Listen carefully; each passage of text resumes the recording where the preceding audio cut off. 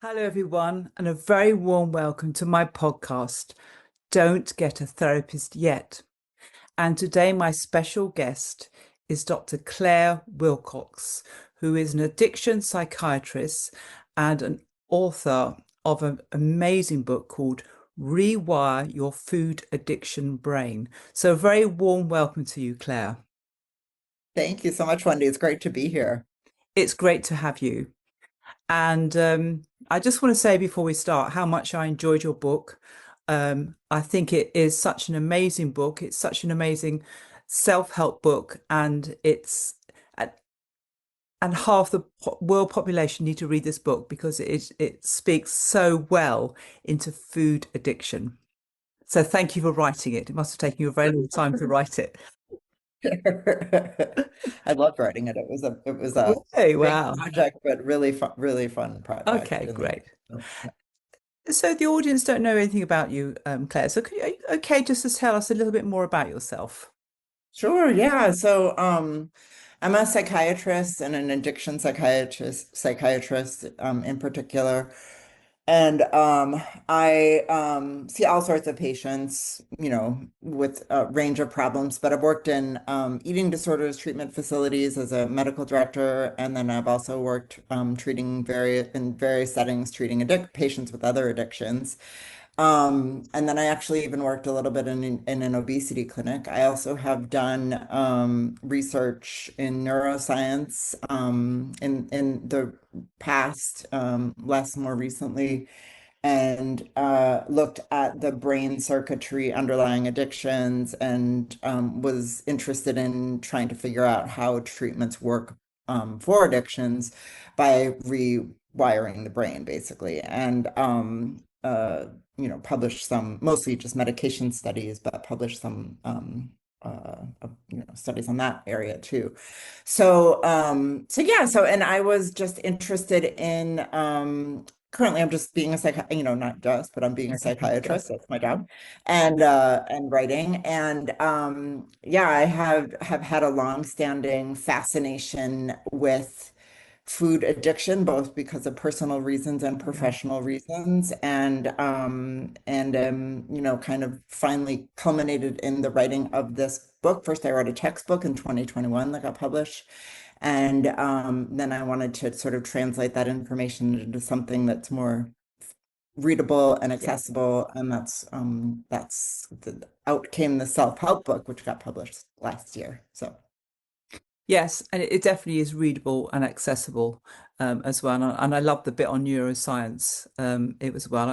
I think it really helps, if you can understand your brain and how it works and why you have all these sort of problems. That I think that came across really, really well.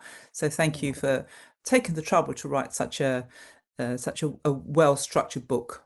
That's what I Oh, thought. thank you. Good. I'm so glad. Yeah. So, and I think many people don't realize that food can affect the brain in ways similar to drugs or alcohol. So, Mm. could you just perhaps explain how this works and why it's important for listeners to understand this? Yeah. Yeah.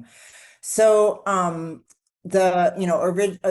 people have posited food addiction or that food can affect the brain in the way similar to drugs and alcohol, for a long time. Mhm. There were treatment programs, residential programs where people with obesity could go in and get detox, I think starting as early as the 1980s. But it hasn't yet been widely accepted by the medical community and the psychiatric community that some foods can act this way in the brain. It's only recently in the last 5 to 10 years that really I mean, it's still not widely embraced, but it's becoming more and more recognized. As the neuroscience comes, sort of study after study comes out showing that the brain can be affected by certain foods in a similar way as drugs and alcohol. And basically, what happens is that the certain foods, not all foods, like people, kind of raise their eyebrows and say, "What? Food isn't addictive. We need food to live." And we're not talking about all foods. We're talking about specific foods, which actually we don't need to live necessarily. And these are foods that tend to be high in sugar, ultra processed, Mm. high in refined carbohydrates, donuts, whatever, cookies, ice cream, that kind of stuff. Stuff we all overeat and love too much sometimes, in my case anyway. And that these particular foods in some people, not all people, because and that's the way it is with addictions, right? Like some people can drink a few drinks a week and they're just fine. Other people develop an addiction. So it's just like that with food, where some people develop sort of are sensitive to the effects of these foods and over time develop an addictive behavior, sort of secondary to exposure, overexposure to these foods, and then have a very difficult time. Again, their brain gets rewired by these foods and they have a very difficult time stopping or letting go or not eating too much when they have one, those kinds of things. So, and it basically can affect the same brain circuitry that other drugs of abuse affect. So yeah, and I can certainly go into more specifics about that, but that's the big picture idea. Yeah.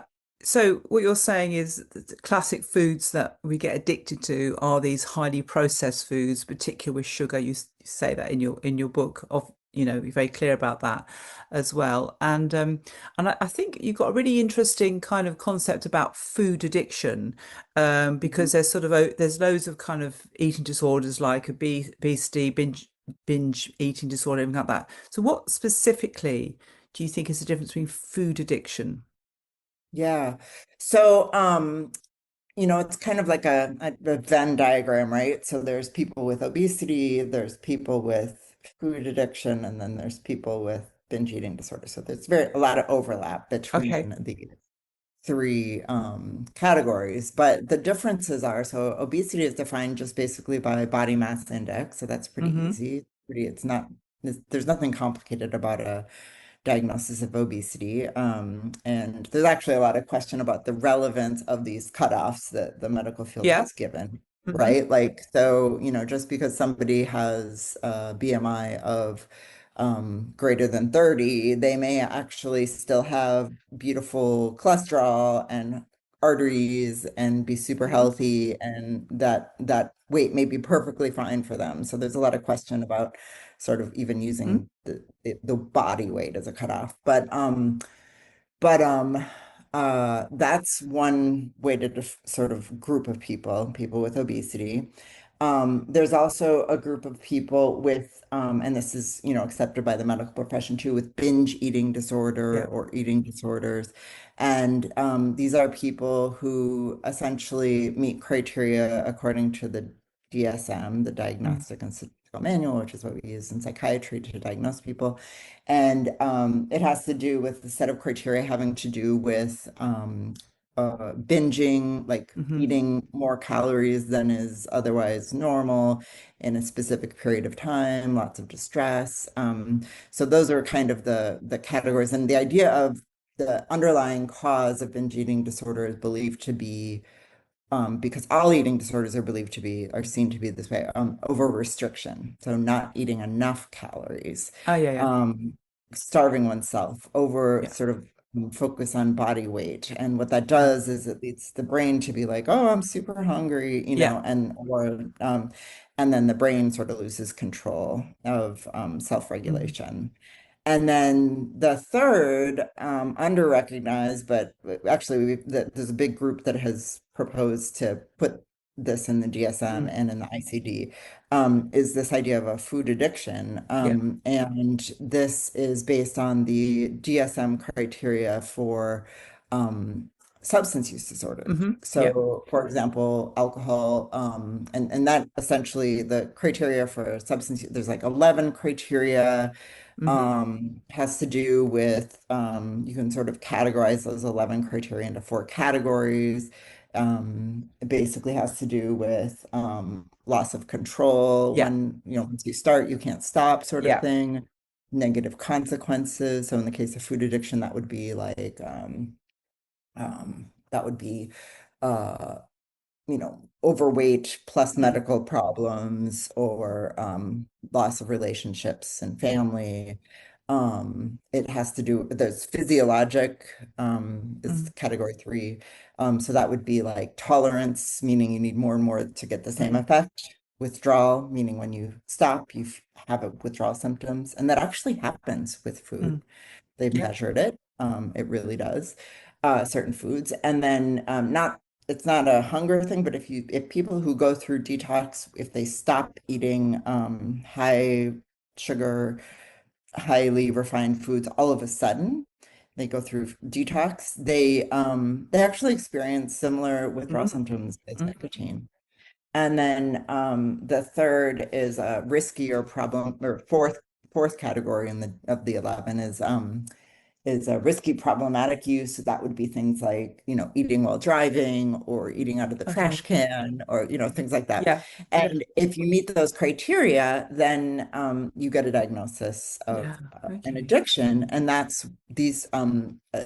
these criteria apply to certain foods as Yeah. well. So, and so sometimes they overlap. Sometimes people with binge eating Yeah. disorder also have food addiction. Sometimes Yep. people with obesity also have Mm. binge eating disorder, blah, blah, blah. Sometimes they have all three.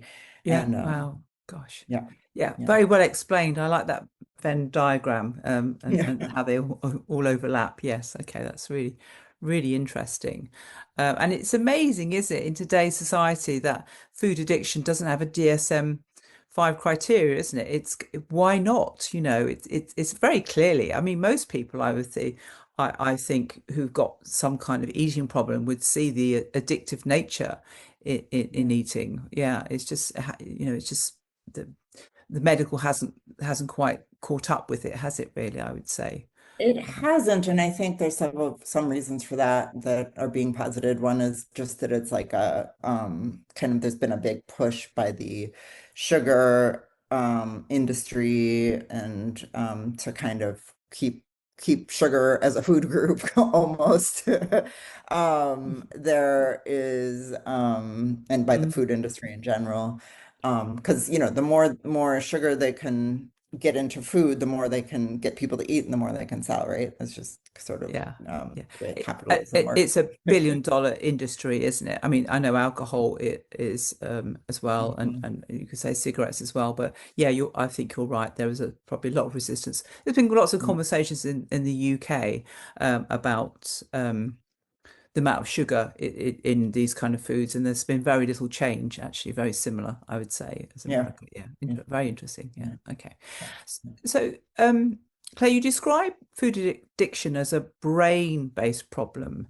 So, Mhm. can you? I'm really interested in this. What areas of the brain are the most involved in food addiction, and how they differ from someone without it? This is the neuroscience, isn't it? This is the brilliant stuff. Yeah, it's so interesting. And again, there's overlap between the brain chemistry of addictions and the brain chemistry of food addiction, and as we're hoping to define it. So, for example, when people well, let me just kind of back up. There are the way that the field of addiction, the addiction field is categorizing the brain, sort of the networks involved in addiction. They're talking about kind of three primary networks. And Okay. the first is the reward network, Hmm. which is the part of the brain that is lit up when they eat something, and then the parts of the brain, I should say, and that is involved, that sort of lights up in the context of seeking reward, like, oh, look, there's a cookie, I'm going to go towards it, right? And yeah, those brain regions are usually, called the striatum. Sometimes the prefrontal cortex is involved, and so that's kind of one network. The second network is the impulse control network, and Okay. that's usually primarily involves the prefrontal cortex, this part of the brain up here. Yeah. over here a little bit too, and helps people regulate impulses. So if they have an urge, it's kind of like the self-control network and also the decision-making network, the wisdom network, the the brakes, right? And when people have an addiction, that doesn't function as well as it does in other people. Ah, And then the third region or set of regions network is the stress reactivity emotion okay. regulation network, and Hmm. that's like the amygdala kind of in collaboration with the prefrontal cortex as Mm, well. And what happens in people with addictions is that when they feel negative emotions, they immediately, sort of go towards self-medicating. yeah. And so like the amygdala lights up more readily, the amygdala and the prefrontal cortex aren't in good communication in people with addictions, and they don't have they're not connected with one another, and so and what they do, because their kind of emotions are all awry, is they consume food. And as it turns out, withdrawal, so when you stop a substance very quickly, without, tapering down, or when you go through detox, which is often the best way to do it. But it can feel like it can activate all these negative emotions because so it Hmm. causes just all that same circuitry to kind of go offline. And that's why people will often say like, oh, I need alcohol to calm down or whatever. They think that because they're going through withdrawal, and then they sort of self-treat with the alcohol. But really, if they didn't have any alcohol in their system at all, they wouldn't even need that, Mm, sort of effect. So anyway, that's the third network that is involved in addictions. And all three, as it turns out, are sort of uh, similarly awry in people who meet criteria for food addiction, binge eating disorder, mm, and sometimes obesity too. So they have, for example, the brain lights up when they see a picture or of a, chocolate shake, or take a taste of a chocolate shake, right? The brain lights up in that reward area in the same way that people with alcohol use disorder, the brain would light up when they have a taste of alcohol or smell alcohol, right?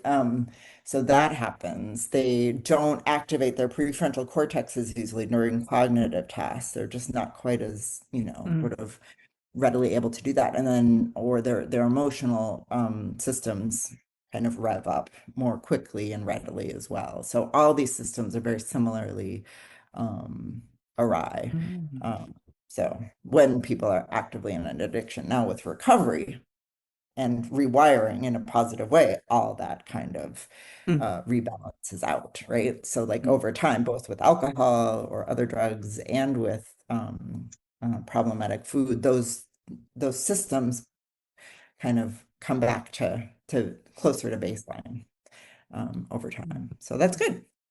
And what's really good about your book is you do give those skills that you give a whole range of skills to sort of help people to emotionally Mhm. regulate, and um, there's so much in there as well. And we might get onto those in a minute, but I Yeah. really was impressed by the number and the range of skills that you had in the self-help book.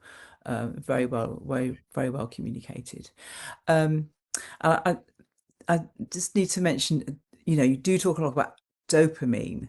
Um, Mhm. so, so how does the dopamine respond to ultra processed foods, or or mimic or differ from substances like alcohol or opioids? Yeah. What's the dopamine hit? Yeah, so as it turns out, so maybe I should back up and just say dopamine is a reward neurotransmitter. Hmm. So it's the neurotransmitter that signals reward, meaning that it's released from various parts of the brain when we eat something yummy, right? So, but interestingly enough, it's also released and involved in when we see a cue associated with um, um, like substances. So like walk into a bakery and see a cookie, we're like, oh, the brain, lights up. That's dopamine's involved there. Yeah. And then finally, dopamine is involved in the learning. So like when we um, eat a cookie, Yeah. dopamine is released and it imprints the memory that the cookie was tasty into our brains, right? So Uh-huh. it causes Yeah. the memory to form. So the more strong that dopamine effect is in the moment, the more intense the learning and the more we want to go back towards it, right? Ah, yeah. Um, so dopamine is, a big player in addictions. And basically the animal studies have been really good, like strong, and showed that essentially sugar and ultra processed foodie type stuff um, causes dopamine surges in Mm. these brain regions in a similar way Mm. as substances of abuse. There have been a couple human studies, and unfortunately, they haven't been super. One showed a robust dopamine response, but another one more recently didn't. But they didn't categorize people by food addiction versus not food addiction. They just categorize people by overweight versus not overweight. So I think Okay. the good study hasn't been done yet that would actually, because I Okay. think that's, you'd want to define people by food addiction. But Yeah. basically the animal studies have just shown like, yeah, they eat, they have, and the other animal studies that have been really interesting have shown that when you know, rats or mice are overfed sugar or ultra processed food. They call it a cafeteria style diet in the rat studies. And then they suddenly stop the food. So the animals go into full-blown withdrawal, and that Yeah. looks very similar to an opioid withdrawal in these Wow. animals. It's God. very similar symptoms, very similar brain chemistry. So Yeah. yeah, kind of. It's interesting 'cause although I don't think I fit into the food addiction, I can really relate to going to a supermarket and walking to a bakery and seeing that the smell of the bread, you just feel Mm, it, don't you? Or going to a cake shop and all the yep. cakes are just there, aren't they? This is why they have them on display, because as soon as you see them, you do get a Yep. reaction. You salivate and you're going, oh, Totally. Yep, oh, totally. Right, all right, the right. time. Yeah. That's how you Yep. do it. I think most people can associate with that really. There's this sort of this anticipation of this something yummy, this sort of pleasant experience. It's just part of who we are, aren't they? Yes, we've learned that, Yeah. haven't we? Because years Yeah. ago there wasn't these kind of foods, were they? But now we've acclimatized to really enjoy these highly Yeah. processed, very rich in sugar foods, and we see them as yummy. Yeah, Yummy and that's naturally. how some of these anti-craving medications are working, like is Yeah. by blocking the brain's reaction to Mm, walking into the bakery, and that mm, that it blocks the craving from kicking in, mm, which is really cool. It blocks the brain's sort of reactivity to mm, walking into the bakery and smelling that. So mm. that can Yeah. really, Yeah. yeah, Yeah. really Yeah. cool. Yeah. Okay. And you use the term rewiring in your title. So could you give me an example of what does rewiring the brain look like in real day-to-day terms for somebody in recovery? Yeah. So the I guess the first question is like, how do you rewire, right? Like and then how, so I guess unfortunately we have to do work to rewire our brains. We can't just walk into Yeah. a Mm. machine and press a button. No, And not then yet. Yeah, no, not yet. But and then once it's rewired, life is much easier. So I will tell you that just personal story wise, like I used to struggle a lot with body weight and binge eating and overeating of sugar, and just sort of myself had a lifelong struggle. And literally, like, I feel like my brain is rewired. Like, I don't eat desserts. And but like when I go out to the restaurant and everybody's having like the chocolate cake or whatever and going, this is so good. I'm always like, I salivate, but it's like I experience like empathetic joy. I'm just like happy I'm like, oh, that looks really Mm. good, but I don't want it. It's really weird. So Wow. anyway, So good. it's crazy. But the what was I got that so that's what it feels like once it's rewired for a Yeah, lot of people. lovely. That's the ideal, right? And the way to do it is severalfold. So Yeah. one is, and that's kind of where the meat of the book is, right? Like it kind of talks about a lot of what the key approaches are. So the reason people's brains are with a food addiction RRI can be both because they've been overexposed to these foods Mm, that have like made them addicted, right?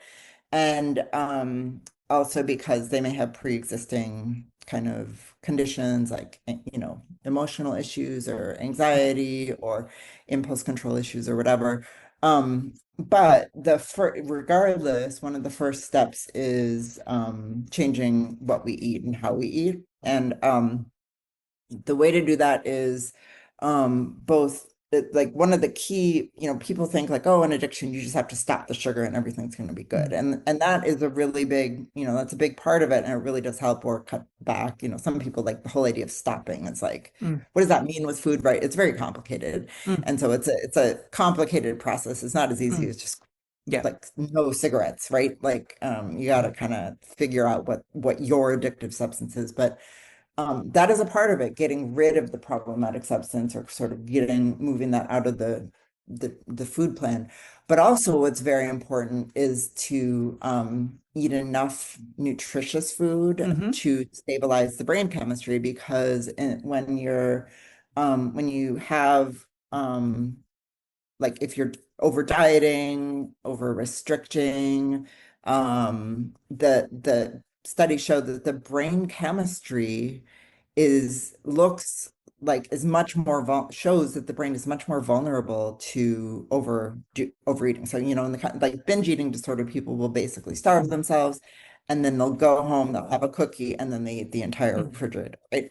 And that's because they're by starving themselves during the day, the mm, brain has become the brain chemistry has sort of become unstable and mm, is craving much more, has less impulse control, is much more reactive emotionally, much more sort of sensitive to binging or relapse.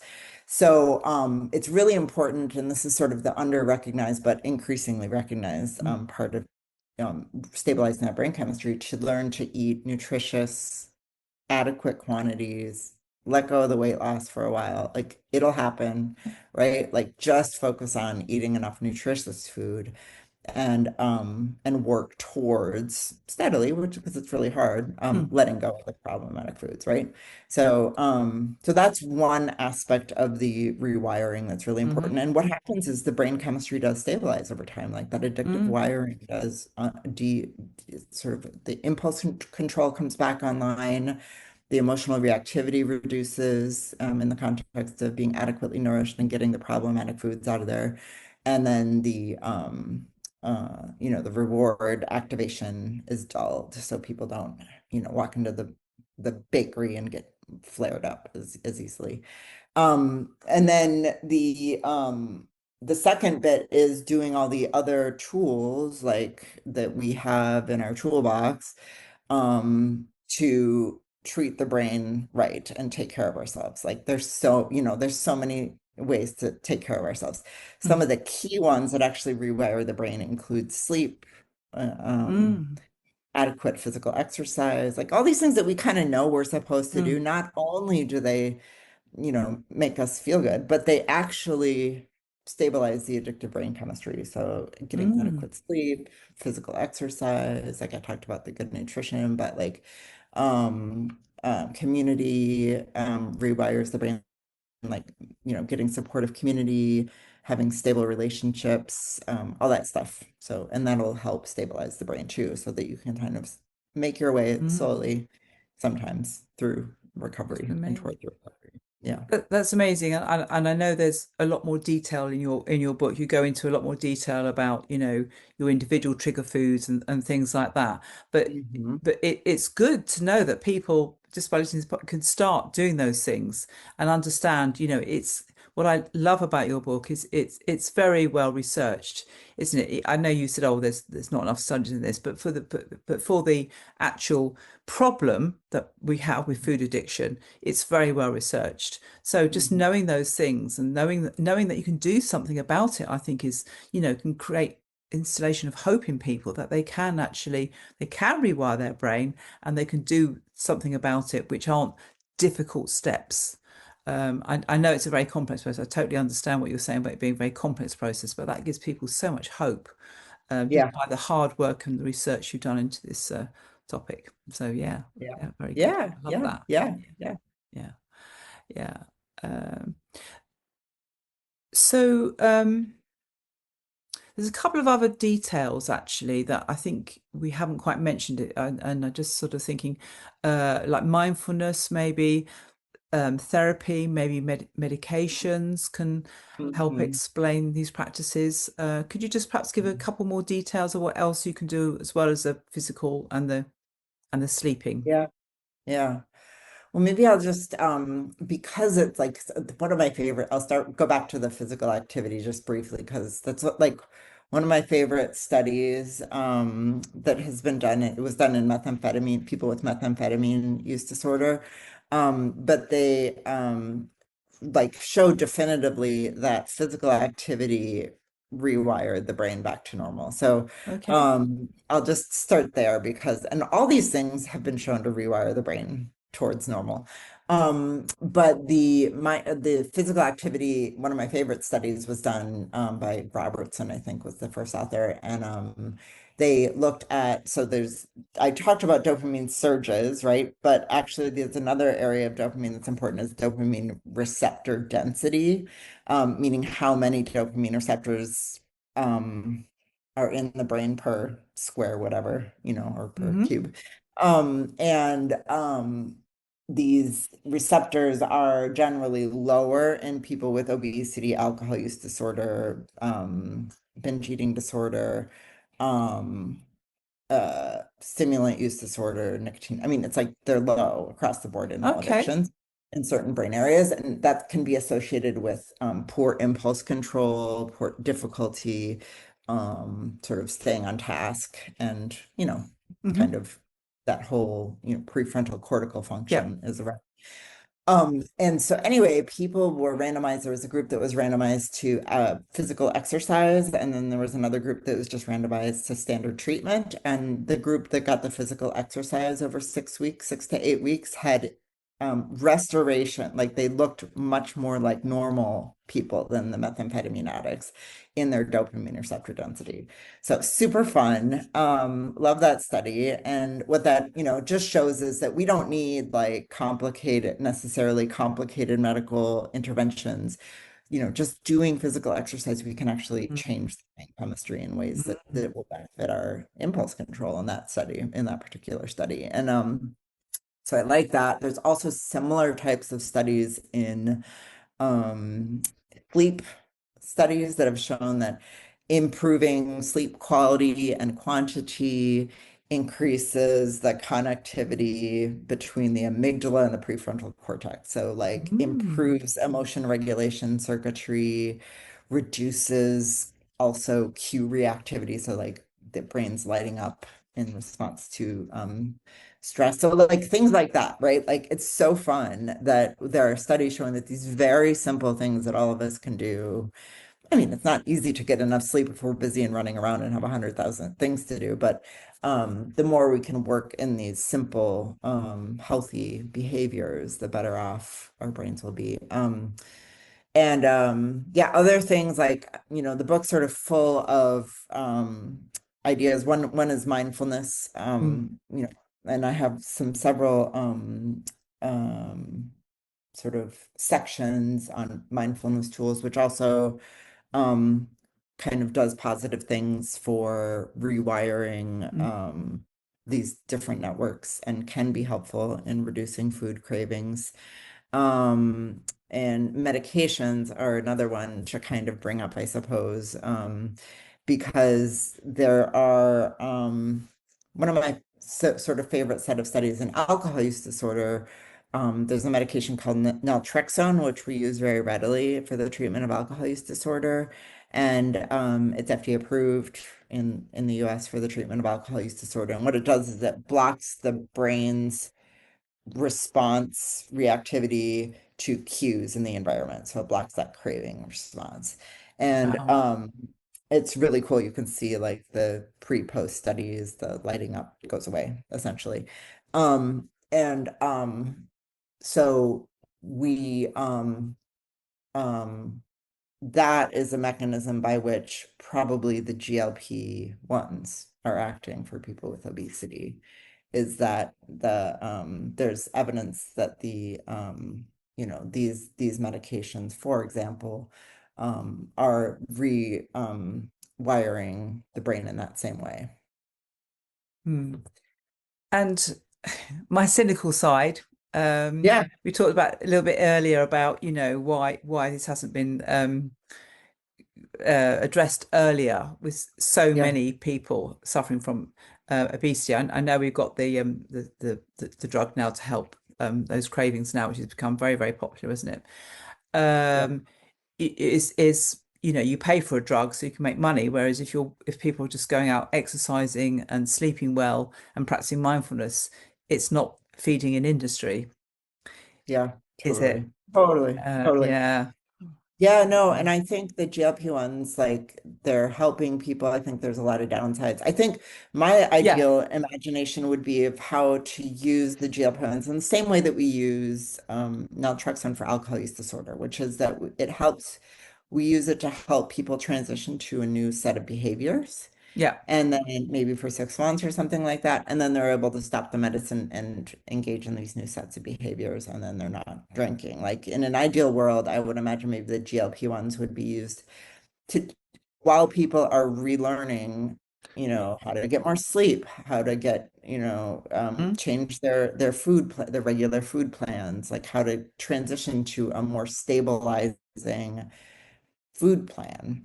Because once you're on the stabilizing food plan, like for in my case, like I basically eat like a bunch of protein 3 times a day, hmm. and Yeah, you I mentioned have that. Yeah. some whole grains, and then I have some and I eat enough, so I'm not no longer like obsessed with like being skinny. That's super helpful. I like love my weight, for now, thank God, finally.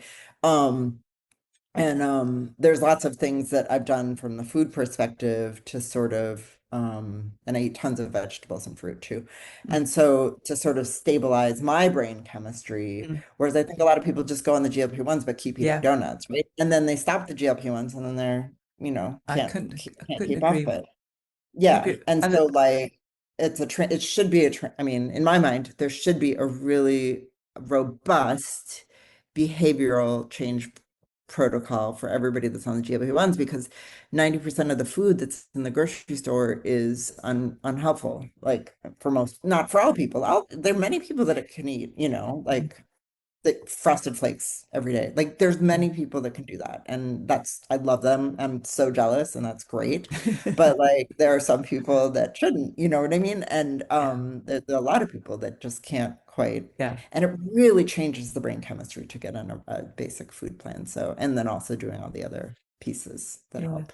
To be honest, I think if they had a copy of your book, they could actually understand this idea of, because I think what I understand happens, that they go on this the pens and they lose the weight, but they haven't actually changed the psychology behind it. Yes. They've relied on this medication to help them. And then a Yeah. lot of people just put the weight straight back on again afterwards, which is so soul destroying, isn't it? And so it's not really unhappy for that person. So I think Yeah. this idea of the re-education, the rewiring of brain, that's the bit that's missing, isn't it? Totally. They don't Totally. they don't get. Totally. And a Totally. self-help book like yours I think would really help so many people. Oh, thanks. That's really, Yeah, well, yeah. it does. Yeah. It would, because it does Yeah. explain it very clearly, what Yeah. you need to do. So yeah, so Yeah. maybe people will listen to this and will, invest in your book because it's such great value for money, because it really does give you the tools to help Yeah. you to help yourself as well. Well, thanks too to Clarissa Kennedy and the Food Junkies podcast Yeah. folks. I don't know if you've ever listened to their podcast. It's so good. But they have amazing guests on there, really, really brilliant. So like Yes. if and I mentioned that quite a bit in the book too, like Yes, just you do. listening to the Food Junkies podcast feels like going to a, support group or something. Like it's Yes. like so like validating. I mean, it totally helped me validate. I would listen to it Yeah. and I was like, oh, cool. Like the what I'm thinking isn't crazy. All these Yeah. other specialists and experts are feeling the same Yeah. way. And Yeah. so Yeah. it's great. And yeah, about the GLP ones too, the other thing that concerns me is I have seen, I mean, not everybody, but I have definitely seen psychiatric side effects as a Yeah. psychiatrist, and Yes. like pretty significant ones. In some people who go on the GLP-1. So it's, and there are other side effects too, the stomach issues, Yeah. but they're not side effect free. And then I've seen other people that love it, that have done great. So I think it's not a panacea, but yeah, It's a step in the right direction, but there's more to be done, isn't there, about like the education around it as well. totally, Yeah. totally. Yep. Okay. And I think this sort of group of people, there's lots of complexities about it. Like you said, some people have food addiction, or they have binge eating, or they have anorexia, or they have obesity. So how do you work with that sort of like if somebody's got maybe binge eating disorder and food addiction? Is it Right. different, or is there particular strategies to help those sort of people, Claire? Yeah, so there's an interesting sort of set of controversies in there's some controversy in the field around this. So Okay. um, eating disorders, treatment programs and providers, not on the whole, but there's a lot of them that are very skeptical of the idea of food addiction because one of the recommended interventions tends to be to let go of certain foods, right? To kind of, whereas the typical eating disorder treatment model is to kind of stop the restriction, Mm, stop the stopping, right? And what I think the eating disorders professionals and treatment programs who are anti-food addiction, I think the reason they're against it is because in the past, food addiction treatment used to be also like only eat, 3 teaspoons of butter per day or whatever. Like they used to be a lot more sort of controlling. Like the food plans used to be a lot more mm, controlling, restrictive, and now over time, I think more and more they're growing more um, healthy, mm, just like really encouraging eating lots of nutritious food. So anyway, there's this kind of paradigm contrast in that the eating disorders treatment programs want their patients to learn how to eat cookies in moderation, pasta in moderation, things like that, which works for some people mm, great. And then for some people, it just does not, right? Like some people just cannot eat a cookie. Like they learn that yeah. over time. And Yeah. it can actually flare food addiction when they're encouraged to Yeah. eat a cookie or told that they're not well because they can't eat a cookie or, because they Yeah. end up eating 12 cookies if they eat a cookie. Yeah. And so, it can be flaring. So anyway, what I, recommend in the book is certainly eating disorders, or anorexia, low body weight, all that stuff. Those people that have been really starving themselves, restricting calories, probably should be treated initially in an eating disorders treatment program because it can be Hmm. life-threatening, right? Yes, It can be definitely. absolutely life-threatening. Um, and then over time, a food addiction paradigm can be sort of worked in where to, sort of stabilize, once the eating disorder is stabilized, they could slowly, carefully, Mm, with support, kind of work out the problem foods from the yeah. food plan. So in an ideal world, an eating disorder treatment program would have that kind of support worked in, Mm, sort of in it. And that most 99% don't. There are some that do. There's a place called mm, Sun Cloud Health in the US that does introduce a food addiction paradigm, but it's not common. So it's a bit of a challenge, like for people with both issues. mm, And I think the people with binge eating disorder, I personally met criteria for binge eating disorder and well, I didn't really get treatment for an eating disorder. I saw an eating disorder specialist like twice or something. But I tried like moderating, I tried all, dieting, all these things. And it just didn't work until I let go of the cookies. And then it was like, oh, phew, I feel so much better. The craving has gone away because I'm not like, my addiction circuitry stabilized. Mm. So some people with binge eating disorder, if they've tried the eating disorder programs, they'll get worse. And I think in that case, maybe they Mm. should, consider, as long as they're safe from a body weight perspective and from a, like they're not starving Mm. themselves during the day, maybe they should think about Mm. Yeah. a So, food mhm. addiction provider Yeah. program. So it's Yeah. kind of underdiagnosed, isn't it? Because it's not a formal diagnosis. Therefore, Yeah. people don't recognize it and therefore people don't get treated. But what you're saying, Yep. absolutely, um, that one cookie, I'm giving cookies a bad name here, but cookie, ice cream, cakes, that whole lot, isn't it? That highly Yeah. processed food, Yeah. people just can't stop. They Right. can't stop it, can they? Like you say, the craving is just so overwhelming. They Yeah. just literally physically cannot stop. And then Yeah. I think, Totally. yeah, absolutely. And I think the other point you mentioned is then of course the shame comes in, doesn't it? The shame and what's awful about obesity is and I've worked with people with obesity and eating disorders as well. The shame they feel about their body is so they Totally. stop going out, they don't exercise because they feel so ashamed of their body, and Totally. they hate themselves and they hate their bodies. It's such a big issue, isn't it? So I think you mentioned shame in your book, and how do you recommend dealing with shame, Claire?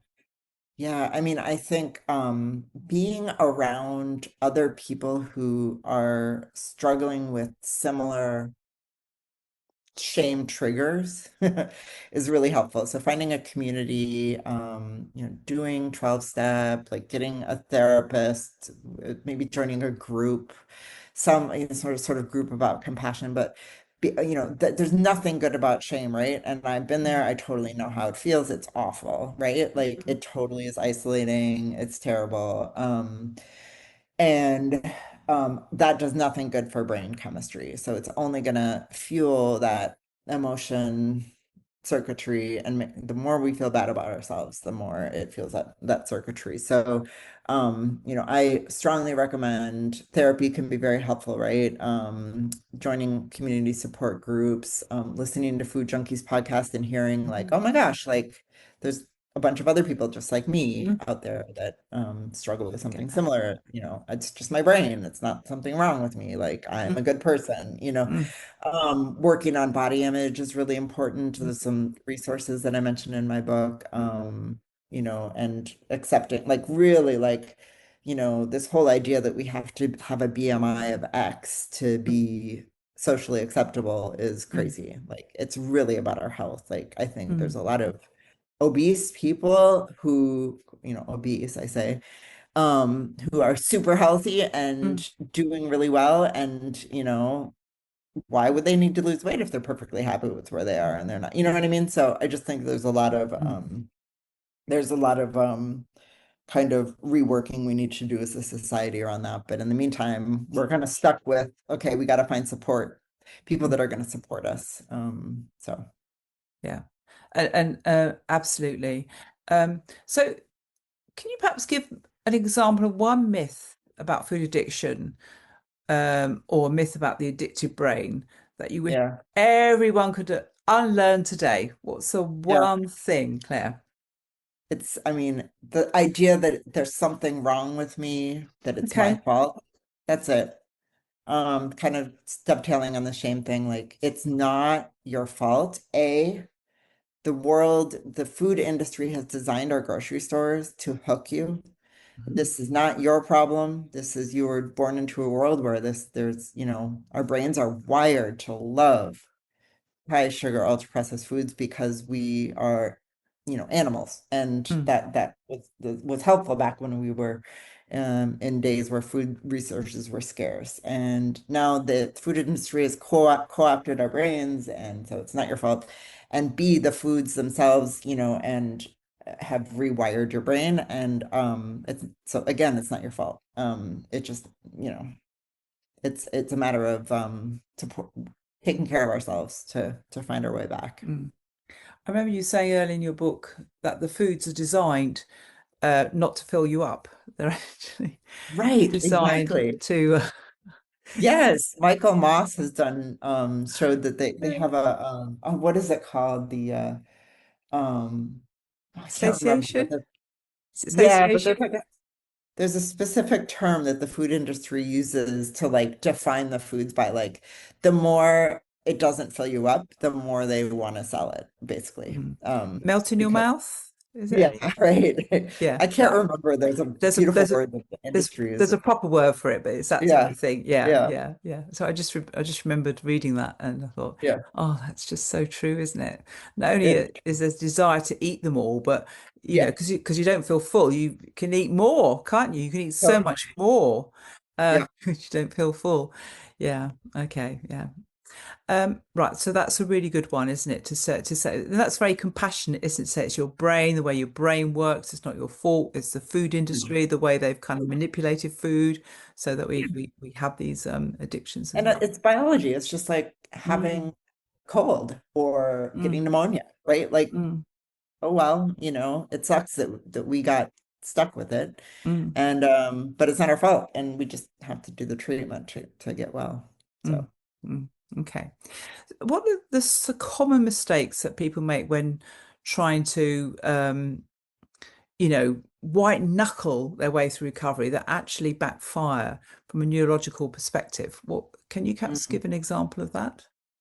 Yeah, I mean, I think the things that we've been talking about, like over restricting calorie intake, can backfire. And trying to lose weight too quickly, too fast, because really the weight does come off, like it does once the eating has stabilized and the problem foods are sort of out of the food plan or significantly reduced, the weight just comes off for most people. Mm. So letting that go, self-blame, Mm, and this is self-blame is only going to make things worse. So it doesn't motivate to feel bad, like to hate yourself. It's mm, not motivating. So think towards the positive, the joys, the positive things. Like, what are you excited about? Like, dive into those things that you love, right? Like, mm, and don't beat yourself up about it. I think the third one is just that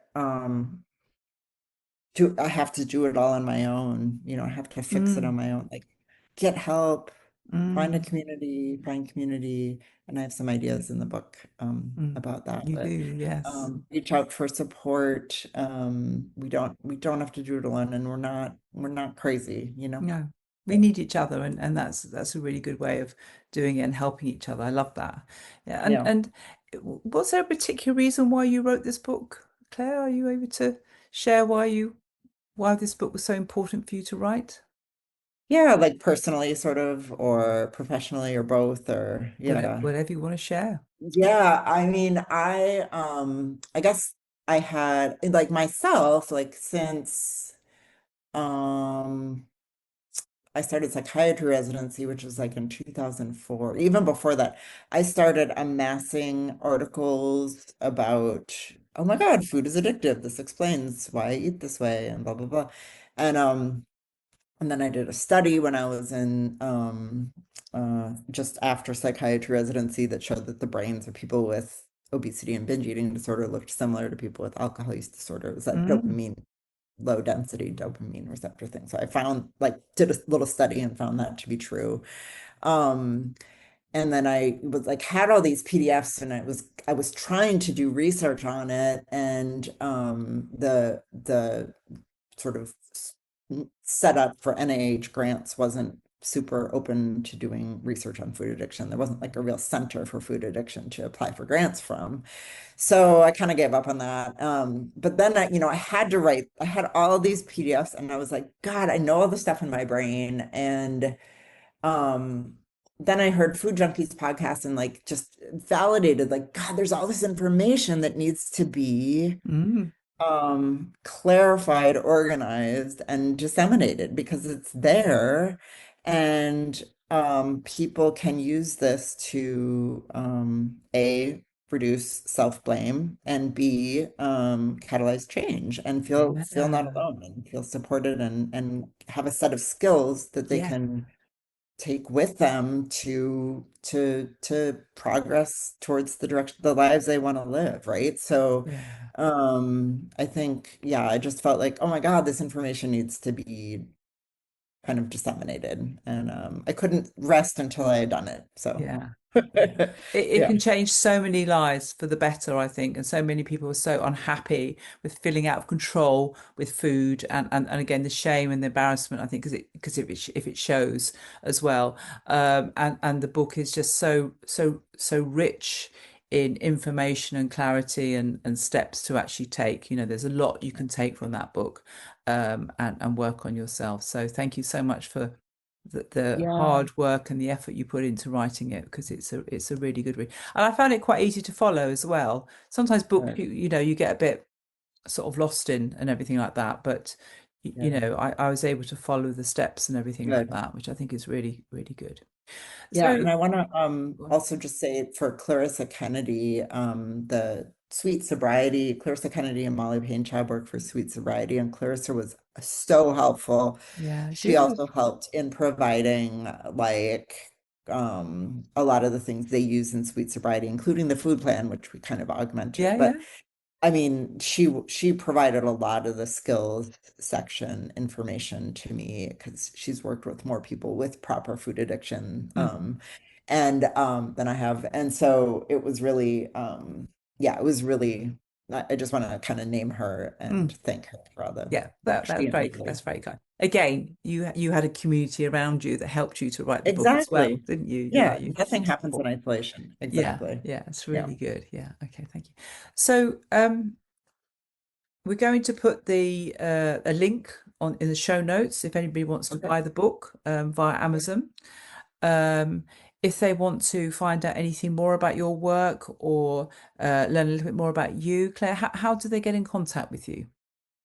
I think the easiest thing is my website, which is pretty easy to remember. So it's www.wilcoxmd, so Mhm. wilcoxmd.com. And then that pops up because it's It's about all on Amazon. there, isn't it? Yeah. Yeah, And there's extra resources that you mentioned in the book as well that you can yeah. actually download Oh my God. even more information, Oh, yeah. even Again, more value. I was like, there's so much information to do. Oh, it's sort Like, of great. I've done it, but yeah, yeah, I'm getting excited. Yeah. And that your website will also be in the show notes. So if people don't remember it, they can just look up the show notes and get that. So Claire, exactly. Yeah, and the new Harbinger publications website where the book is Rewire Your Food Addicted Brain okay. has the extra Oh information free yes, down. Free. that's true. So like and that has two chapters online that they couldn't squeeze in the actual printed book that I think are, they're Mm. not like super fun to read, but they're really helpful for people with comorbid eating disorders and Ah, also list resources of where to get help if you want mm. support. So like accessing treatment, a whole chapter on accessing treatment. So feel free to download that for free. Yeah, that's very generous again. Thank you so much for that. And Claire, thank you for your, your generosity in providing so much information on this No. podcast and in your book. I really enjoyed our conversation. So thank you so much for being a guest. Yes, thank you too, Wendy. I really appreciate it. It was great Yeah. to talk to you. Thank you. And please, out to the audience, if you want to hear more of this, please subscribe to my channel. I'd really appreciate that. Thank you so much.